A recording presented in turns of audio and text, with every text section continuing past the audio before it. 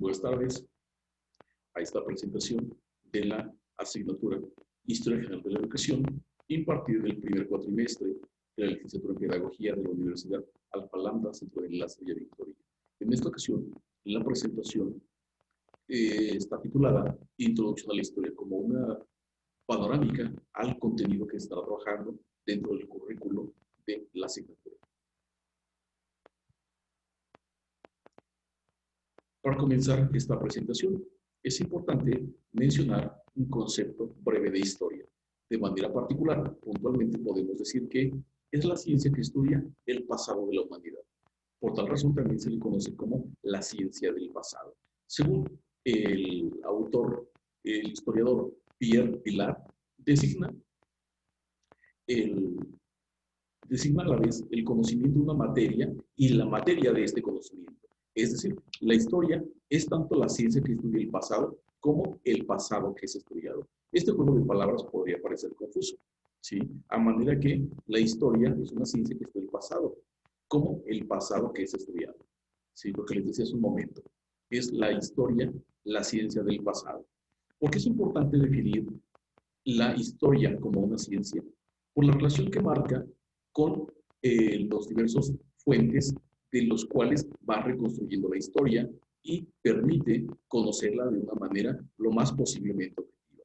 La historia es una ciencia ya que tiene un objeto definido y exclusivo de estudio, como lo es el pasado de la humanidad, y una forma de proceder científica, es decir, un método que en este caso es la crítica de fuentes, como mencionaba.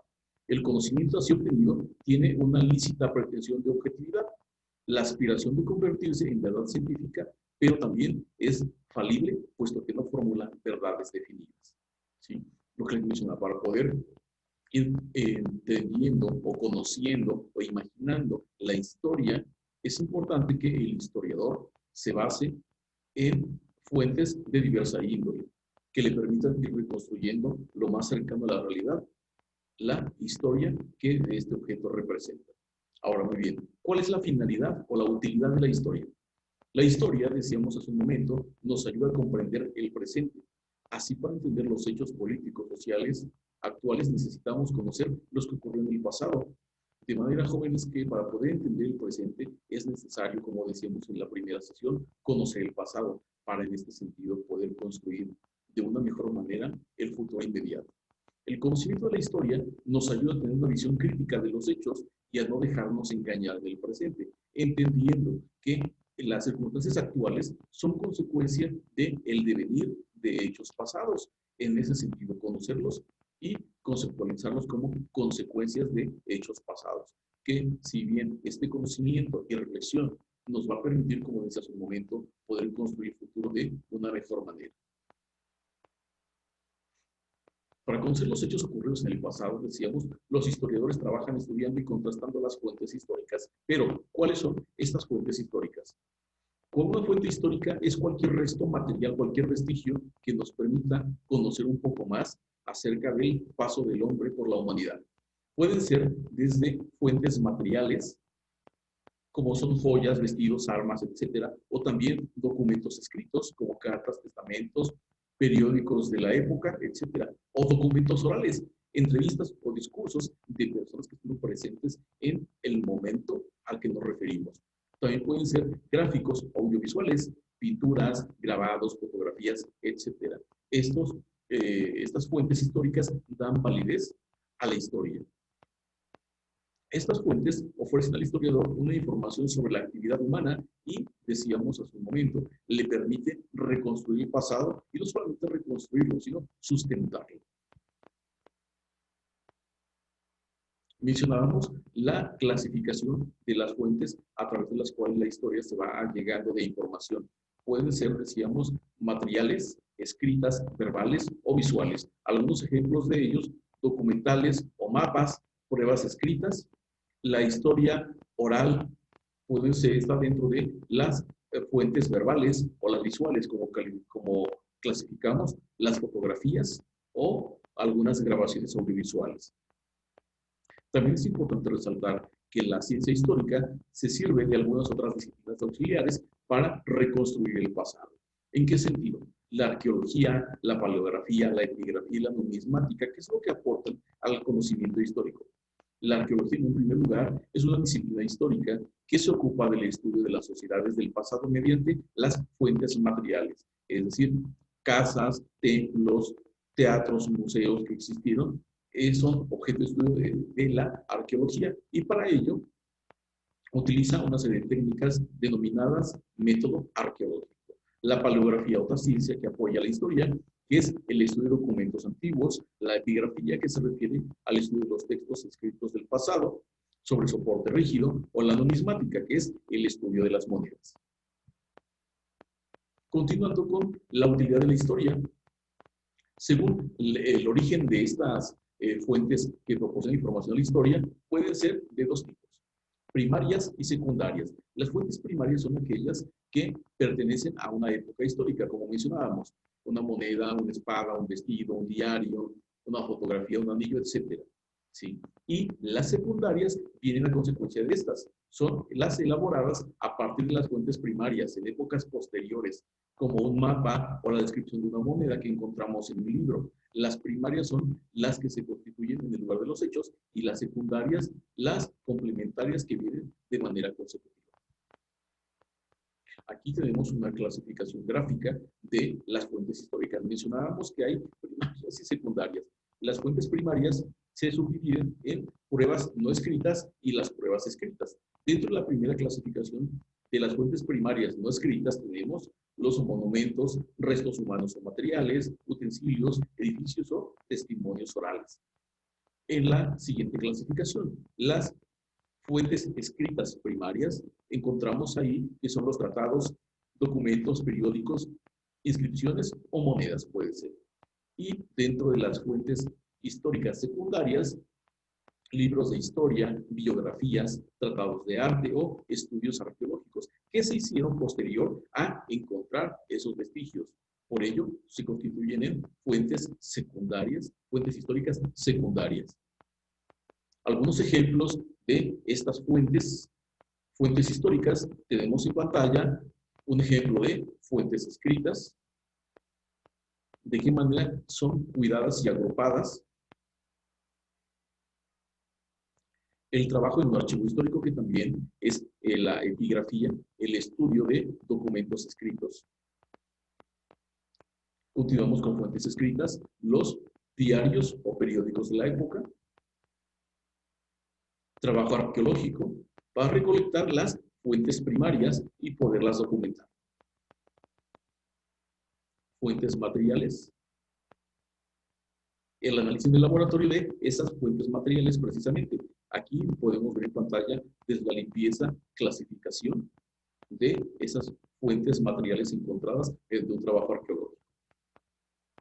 Ese trabajo arqueológico, así como se realiza en tierra, también bajo la superficie del agua, y se denomina arqueología subacuática.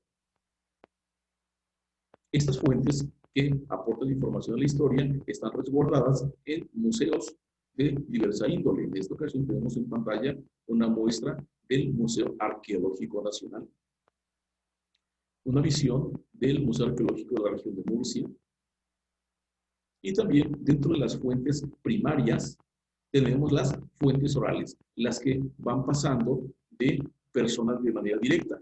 Pueden ser testimonios de la persona que estuvo presente en el suceso y pueden dar cuenta del suceso que se quiere reconstruir. Fuentes visuales, ¿sí? Visuales o audiovisuales. Estas son las fuentes, diversas fuentes, a través de las cuales la historia se va documentando y va recreando precisamente el paso del hombre por la humanidad. La historia tiene como objeto de estudio precisamente eso, el pasado de la humanidad. Conocer el pasado de manera particular para poder comprender el presente, decíamos hace un momento. Si aplicamos el método científico a el conocimiento histórico, es a través del estudio de diversas fuentes, como lo mencionamos, ahí visualizamos hace un momento. Fuentes materiales, verbales, escritas o visuales. Y si sumado a ese estudio de las fuentes materiales, el apoyo de disciplinas como arqueología, numismática, epigrafía o paleografía nos da como resultado que la historia es una ciencia, porque es un conocimiento que está probado, validado con las fuentes a través de las cuales se fue apropiando la historia y las diversas disciplinas auxiliares que pueden sustentar. Ahora, hablando de historiografía, ¿qué es historiografía? Es la acumulación de textos que los historiadores han ido elaborando sobre aspectos del pasado, para conocer precisamente esa vida o ese paso del hombre por la humanidad. En la antigua Grecia es considerada la cuna de la historiografía, considerándose el padre de la misma Heródoto, historiador griego del siglo V a.C. De manera que la historia estudia los hechos y la historiografía sostiene esas pruebas documentales para dar la explicación a ese hecho de manera particular. Hablando de la labor del historiador, ¿en qué consiste? Es buscar y recopilar las fuentes adecuadas, obtener toda la información posible, analizar la información con método crítico, depurando lo verdadero de lo falso, contrastar y complementar varias fuentes si es posible, hacer preguntas que guíen la investigación, qué sucedió, cuándo, dónde y por qué, y por último, la publicación de los resultados.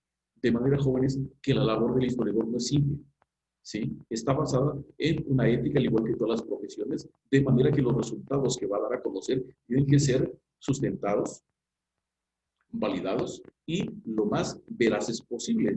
Por ello, tiene que guiar a su investigación, como dice la diapositiva, investigando qué sucedió, cuándo, dónde, cómo y por qué. Esas son algunas de las labores del historiador. Y como mencionaba, como parte última, no menos importante, es la difusión o publicación de los resultados de sus investigaciones. Puede ser de manera directa en una conferencia o de manera escrita a través de algún documental o una monografía donde plasmen los resultados de su investigación. En cuanto a las causas de los hechos históricos, es importante resaltar, jóvenes, que los historiadores no intentan solamente conocer qué pasó o cómo se dio en un momento determinado, sino que es fundamental para ellos explicar el porqué de un hecho o de una manera de organizarse y de vivir de una sociedad. Es decir, jóvenes, la labor de los historiadores es mucho más amplia, porque no es solamente mencionar qué ropa se usaba en qué momento, sino en dónde, por qué, cuándo, en qué ocasiones, de manera que tengamos una visión más amplia y completa del hecho que se está describiendo. Para ello, los historiadores buscan las causas de los hechos históricos y sus consecuencias. Estas causas pueden ser de múltiples tipos, como por ejemplo, económicas. ¿Sí? Un ejemplo de ello es la pérdida de una cosecha o la causa de una sequía. ¿Por qué se perdió la cosecha y qué consecuencias tuvo esa pérdida? Políticas. El estallido de una guerra, por ejemplo. O sociales. Por ejemplo, la protesta de un grupo social por la subida de impuestos o por el desconocimiento o la intención de derrocar tal gobierno. Culturales. Por ejemplo, un descubrimiento científico. O bien, otra causa personal. La muerte de un rey sin descendencia. ¿Qué es lo que origina un hecho histórico? ¿Qué causas? Políticas, económicas, sociales, culturales o personales. Los hechos históricos son siempre el resultado de varias causas. Por ello, decimos que son multicausales. Además, tienen unos efectos o consecuencias que pueden ser causas de otros acontecimientos. Ello nos permite entender la sucesión y los cambios de los hechos históricos. Es decir, para que pueda, o para que pudiese, o para que fuese llevado a cabo el descubrimiento de América, que Cristóbal Colón pensaba que había llegado a las Indias, ¿qué fue lo que tuvo que haber pasado para que descubriera eso? La intención del gobierno de ampliar su gobierno, de allegarse de mayores recursos, el hecho de haber enviado otras expediciones, es lo que el historiador pretende conocer, las causas de hechos históricos. Como decía, para tener una visión más amplia, lo más completa posible del suceso, conociendo las diversas causas que lo originaron. Si seguimos hablando de esta temática, las causas de los hechos históricos, tenemos que anteriormente los estudios de historia se centraban en una serie de grandes personajes. Solamente se investigaba a personajes como reyes, presidentes de gobierno, ministros, entre otros más. Personas de una función de alta importancia. O también acontecimientos políticos, como guerras o cambios de dinastías o de gobiernos. ¿Sí? Anteriormente se centraba el estudio de la historia en esos hechos históricos únicamente. y se olvidaban del resto de las personas que vivieron en una determinada época, es decir, se olvidaban de todo el contexto, solamente se centraban en una parte muy mínima de la historia. En la actualidad, los estudios de historia intentan también conocer cómo han vivido las personas de las diferentes épocas y se realizaban estudios sobre cómo era la vida cotidiana, sobre cómo pensaban, cómo se educaban, cuál era la situación de las mujeres, etcétera, para tener, como les decía hace un momento, una visión más amplia, más completa, no solamente de un hecho, sino de una época que nos permita conocer el pasado, reitero, para valorar el presente y, en consecuencia, aspirar a construir el futuro de la mejor manera.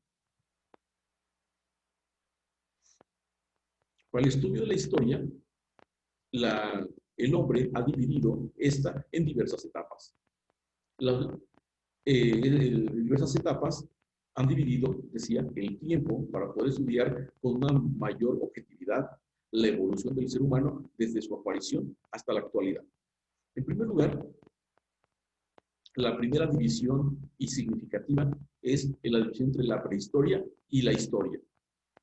La línea que divide la prehistoria con la historia es precisamente la aparición de la escritura. Hasta que el hombre empieza a dejar rastros de su paso por la vida, hasta entonces deja de ser prehistoria, porque ya tenemos un vestigio, una fuente que nos está proporcionando información. Una prueba de ello son las pinturas pictográficas o las pinturas rupestres, donde los primeros seres humanos pintaban en la pared sus actividades económicas, que como era el intercambio de productos, o la caza o recolección de productos. Hasta el momento en que aparece la escritura, deja de ser prehistoria y se convierte en historia cuando el hombre empieza a dejar una prueba escrita de su paso por la humanidad. Para ello, tenemos esta breve línea del tiempo, donde la línea de la prehistoria y la historia, reitero, se marca con la invención de la escritura. Posteriormente, el hombre ha dividido la historia en edad antigua, edad media, edad moderna y edad contemporánea, que es hoy lo que estamos viendo de manera específica. Y hasta aquí, jóvenes, es la presentación de esta temática, que es Introducción a la Historia. Reitero que esta es como una visión panorámica e introductoria para centrar el estudio en la historia de la educación, historia general de la educación, que es la asignatura que se está trabajando dentro de la licenciatura en pedagogía, primer cuatrimestre de la Universidad Alfa Lambda, Centro de Enlace, Villa Victoria.